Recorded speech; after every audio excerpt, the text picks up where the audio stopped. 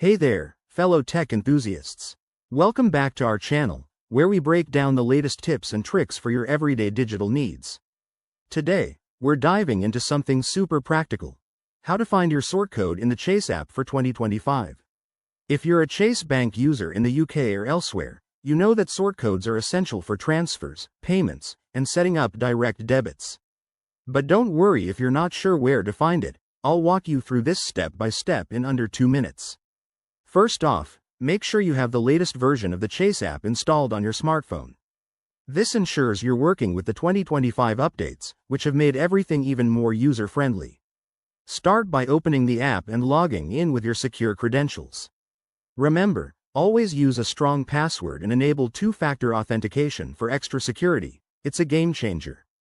Once you're logged in, head to the main dashboard.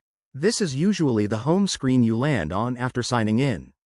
Look for the Accounts or My Accounts section. It's often represented by an icon like a bank card or a list. Tap on that, and you'll see a list of your linked accounts. Select the account you're interested in, say your current or savings account. Now, here's the key part. Scroll down or look for a Details or Account Information button. In the 2025 update, Chase has made this really straightforward. Tap on it, and you'll find a section labeled Sort Code and Account Number. Your sort code will be displayed right there, typically as a 6-digit number. If you need to copy it, there's usually a copy icon next to it for easy pasting.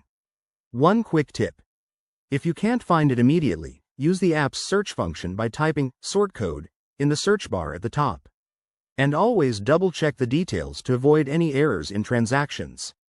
That's it. You've got your sort code.